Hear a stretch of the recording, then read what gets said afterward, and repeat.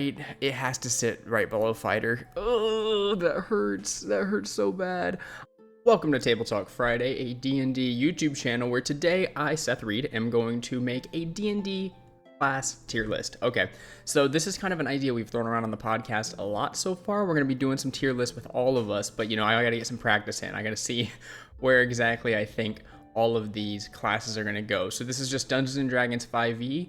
I've got amazing, very good, good, okay, meh, terrible, and never played. There are two classes I've never played. I'm just going to throw them up here right now. I think it's the Blood Hunter and the Mystic. I'm not sure if that's what these two are. I can't even really tell because I haven't played them before. They're like the Matthew Mercer ones.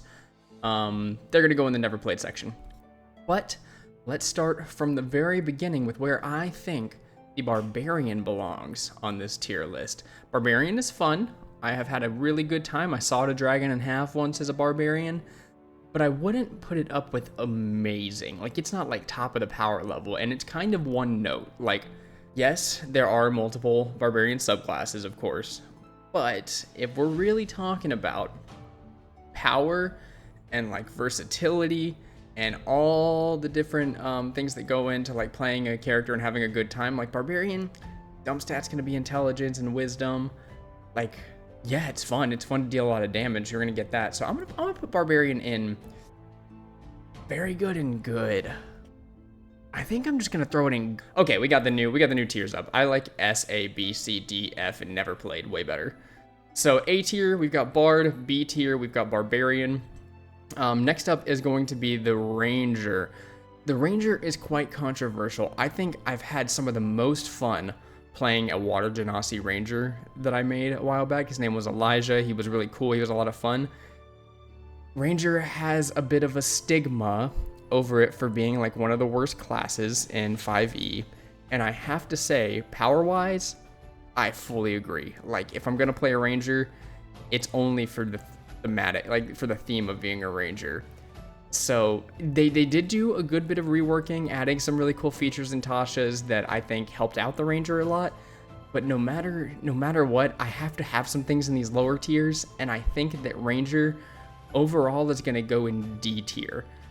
All of these classes can be a lot of fun, guys. I don't think a single one goes in F tier for me, so that tier is going to be kind of just floating there.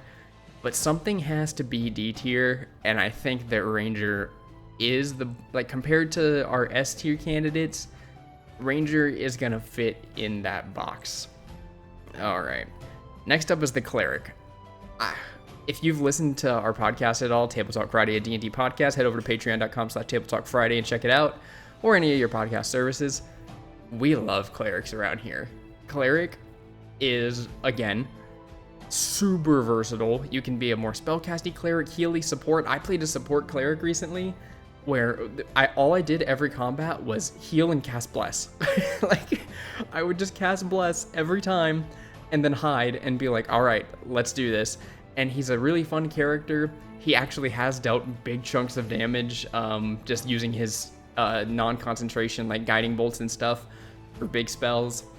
So cleric, I think, is not, like, a lot of people I think agree Cleric is way up there. Cleric is an S tier class for me. We shit on Drew on the podcast for it all the time because he loves Cleric so much, but he's totally right. He's 100% right. I love me a good Cleric.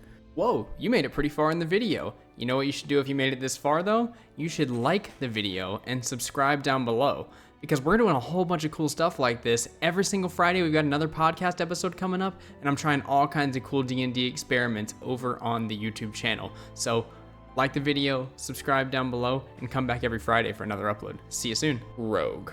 No, not Rogue. Fighter. Fighter, for me, is a toss-up, because I'll be honest, I have played a good bit of Fighters. I don't have a lot of fun playing Fighter. Like, do I think it's good? Yeah. I think that my buddy Sean has made some really, really powerful fighters that I think are so cool. But me, personally, for my personal tier list, Fighter is going in C tier. Not a big fan. I probably won't play one again. As far as, like, oh, man. I think we swapped these. For sure. I think I like being a Ranger more than I like being a Fighter. just because a Ranger has a little more versatility to it. Like, it's fun thematically. Yeah, here's the thing, like, those highly melee subclasses, like, without magic, they're really cool. But I think Barbarian is the best of those, like, for sure. And, or, you know, I'm not really talking about Rogue right now. Rogue has a lot of flavor to it, but we'll get to that in a second. Yeah, I think I'm gonna swap. I'm gonna put the Ranger on C tier and the Fighter on D tier.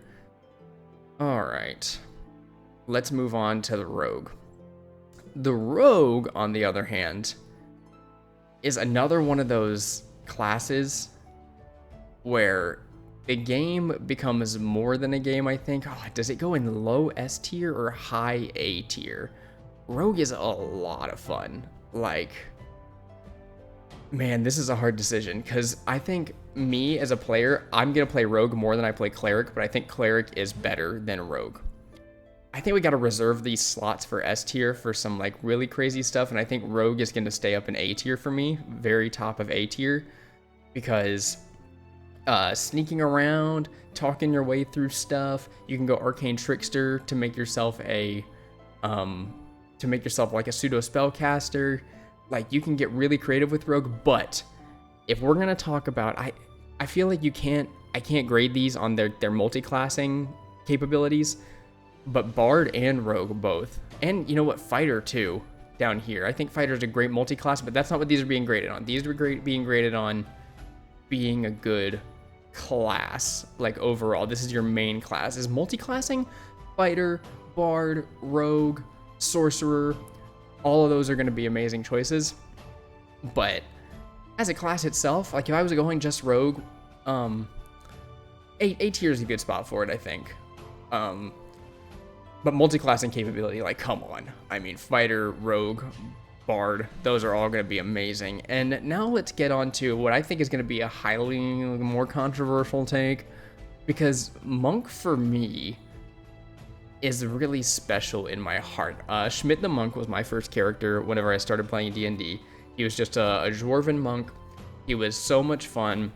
He was more, like, upbeat in the way he talks, more Sonic the Hedgehog-like. And he's a really special character to me, and because of that, I have to try to eliminate my bias. I think Monk is really cool, but all monks do the same thing, right? They hit, and then they use a key point, and they hit. And all of them have little abilities that go with it, but, like, if you're playing a monk, you're planning to hit, key point, hit. And that's really the extent of it. It's a lot of fun in Baldur's Gate. You can get some cool magic items that will make a monk better and more fun.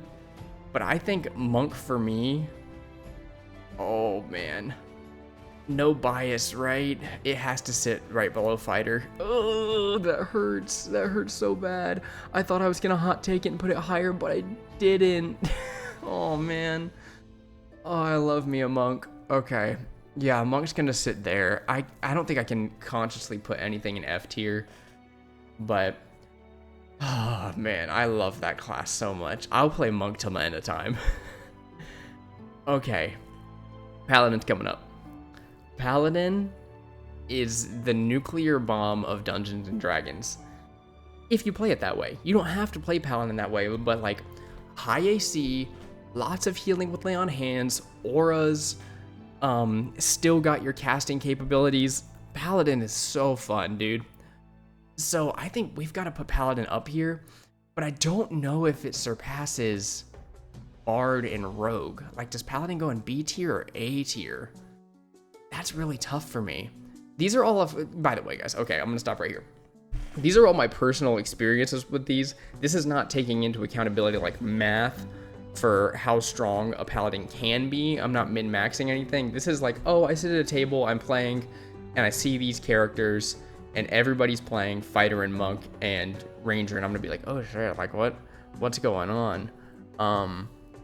Like this is all just my opinions as far as having fun at the table is. This is not power scaling, anything like that. This is like, oh, you know what? When I see Cleric, I'm like, oh shit, you know? Okay, so given that, I think Paladin goes right here for me. It's right below the Rogue, but above the Bard.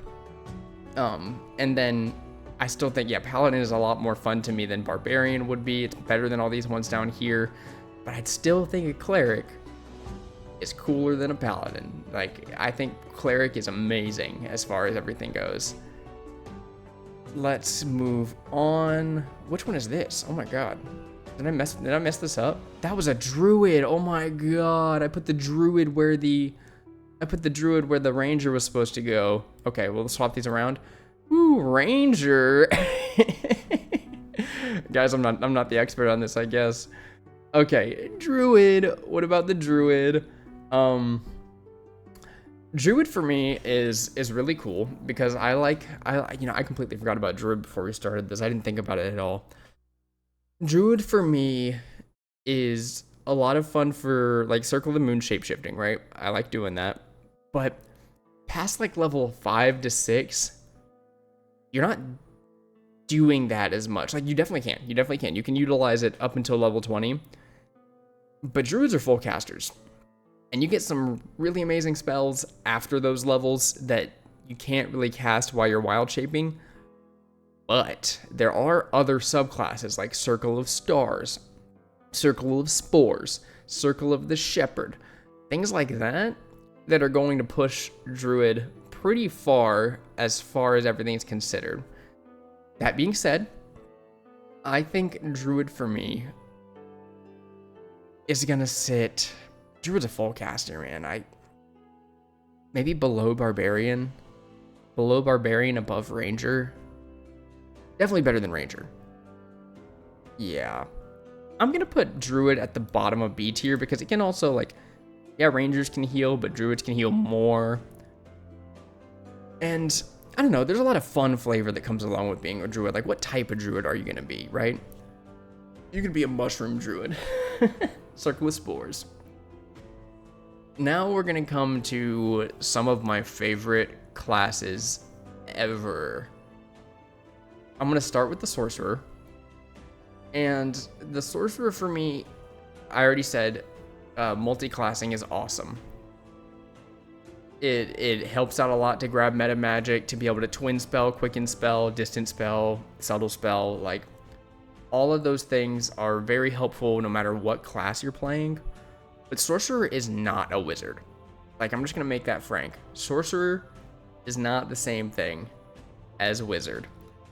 Wizard is crazy once you get to those higher levels, and this is like a 1 to 20 tier list. So wizard pops off at level 20. But Sorcerer gets a lot of versatility within those spells, so you can play around with it a lot. But I think Sorcerer is just like Sorlock. Come on, that's amazing. Yeah. That's what we're gonna do. We've got to do Sorcerer is gonna go up here. I didn't put Warlock on here either. That was one of these. Oh my god. Okay, well, we're gonna fix that too. Is Sorcerer A tier or is it B tier? I feel like it goes above Bard. No, it doesn't. Does it? Does it not? This is so hard. I'm gonna get so much like blowback for this tier list. I think Sorcerer goes here with Paladin. I really do. We got Bard, Sorcerer, Paladin, Rogue in A tier. That's fair to me. And then we put Wizard up here in S tier, right below Cleric. I think Cleric is my favorite. Because Wizard 1, you can constantly be getting new spells off of spell scrolls, copying down spell scrolls, learning new things. Wizard gets a lot of, it gets some of the best subclasses to me. Divination is the one I think of with Portent. Like, that's amazing to me. Like, you get a lot of flavor with Sorcerer, right? Like, it's in your blood. You get to use Charisma as your casting modifier, which gives you good leeway into, like, the Sorlock subclass, things like that. But Wizard, if you're gonna play a full caster, like Sorcerer, you want to I think you want to multi-class a little bit. Wizard, for all your best stuff, you want to go the whole way, I think. Like, you get some crazy stuff as a wizard. Blade Singer's on there too with wizard, so you can be a melee wizard. Such a good class overall. It belongs in S tier for sure. Artificer, yeah. This one, it was added in later, and you can get pretty creative with it. You can go Iron Man Artificer. You can go, the one with the turret type deal, little companion along with you. Overall, I think it belongs right here with the Druid and the Barbarian. I think it's fun. We've had some really fun ones in our games. You can, one of my favorite things about it is making a bunch of like magic items and stuff for your party, so you can be distributing those out. And yeah, I'm a big fan of the Artificer. I've only played it one time, but I had a good time with it. The Alchemist is even cool a little bit. Like, overall, it's a pretty solid choice if you're gonna play one. I don't know if this is the little image for the Warlock or not. This to me looks like Blood Hunter, right? Am I right about that? That's a Blood Hunter? So Blood Hunter, I don't know anything about other than Molly Mock from season 2 of Critical Role. So we're just gonna choose this as the Warlock image. I don't care if it is or not. Warlock is, again, one of the best multi-classes. Like, the charisma base, you can throw Warlock into any of these and make it really cool. Warlock on its own is not amazing. I actually think it belongs right here with the Ranger. Like, yes, I think that Warlock does bring a lot to the table and a lot of lore, and it's cool to have a patron, but I think Warlock, in the end, is not as good as any of the things that are above it by itself. But as a multi-class, I think it's up there, like Sorcerer, Rogue, Bard. Warlock's a great choice, because you don't need to go too far. You only need like 2 levels to get the most out of it. And that's where I sit, guys. Whenever I think about D&D and the classes, this is kind of where I'm at. So let me know what you think in the comments down below, if you think anything can change, because, you know, if everyone's going off on me, no, this needs to be here for these reasons, this needs to be here for these reasons, maybe we'll do a part 2 and see if anybody changed my mind. But this is kind of how I feel, and I'm going to use this going into the recording of our podcast to see what everybody thinks. Like, if I bring this up to Drew and Zach, and I'm like, all right, here's kind of where I'm at, where I would place these things, what they would change about it, because everybody's different, right? We're going to go into thinking about these, and, you know, Drew's probably going to throw Cleric at number 1, just like I would, but Zach, on the other hand, is also probably going to throw, like, one of these other classes up in S tier, maybe one that I wouldn't. Cool. So thank you guys. Like and subscribe. Comment down below if you've got a different opinion. And with that, I'm going to get out of here. See ya.